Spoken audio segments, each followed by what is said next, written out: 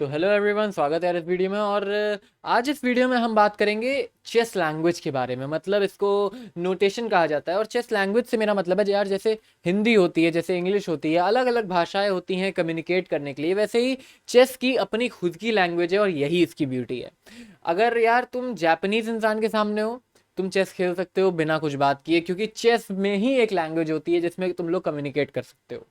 तुम चाइनीज आदमी के साथ खेल सकते हो, तुम अमेरिकन के साथ खेल सकते हो, तुम्हें इंग्लिश नहीं आती, लेकिन चेस तुम खेल सकते हो, क्योंकि चेस की भी अपनी एक अलग लैंग्वेज होती है। कैसे उस लैंग्वेज को पढ़ते हैं, कैसे उस लैंग्वेज को सीखते हैं और क्या होती है ये लैंग्वेज, आइए जानते हैं। यार देखो, ये है पूरा बोर्ड। बोर्ड में कितने स्क्वायर है क्या पता है? 64 स्क्वायर से बना हुआ है ये बोर्ड। और 64 कैसे? 1 2 3 4 5 6 7 8। तो 8 नीचे और 8 साइड में, जब काउंट करोगे तो 8 होते हैं।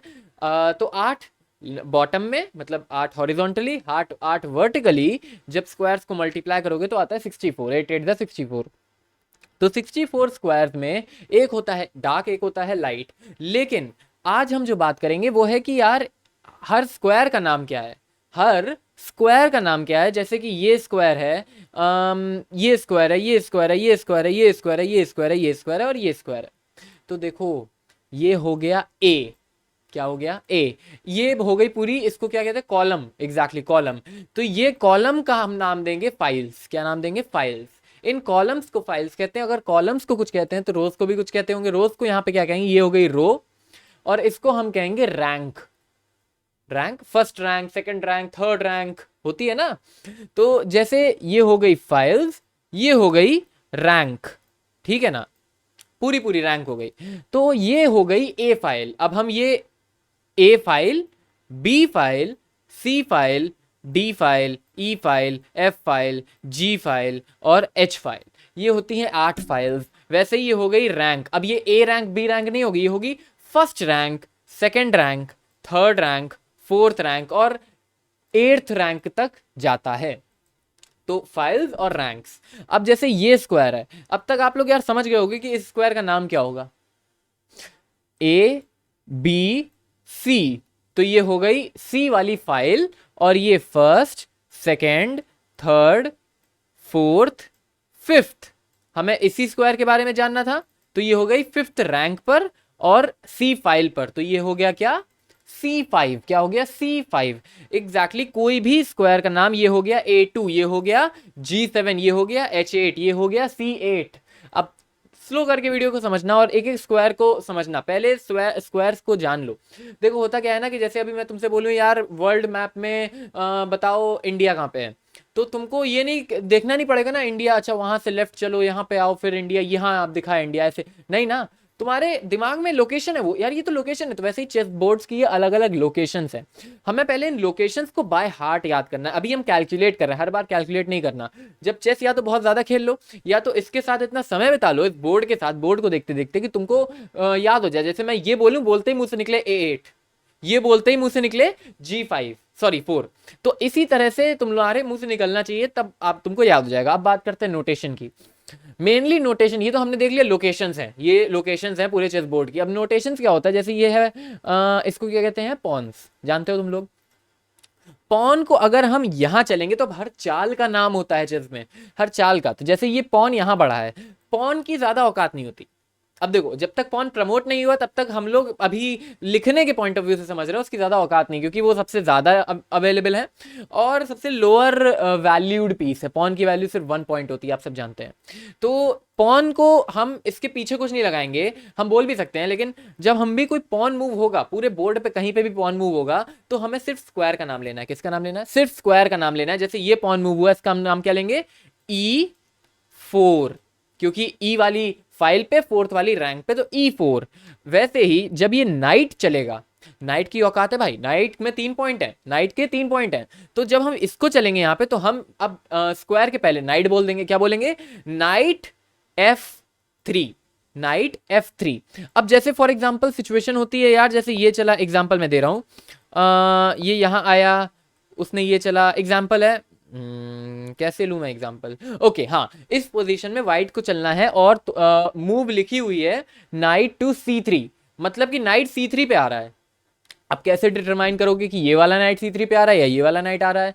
तो इस सिचुएशन को से डील करने के लिए क्या कहा जाता है कि जब दो पीस एक ही स्क्वायर पे आ रहे हैं और वो दोनों पीस भी सेम हो, तो क्या करना होता है कि अगर नाइट, जैसे ये बी फाइल पे है तो लिख दो नाइट BC3, और इस वाले को लिखना हो तो नाइट EC3, तो हम फाइल का नाम दे देंगे। अब तुम लोग कहो नहीं नहीं नहीं, अगर ये नाइट क्वीन की जगह पे होता तब तो दोनों ये हाँ तब तो सही रहता।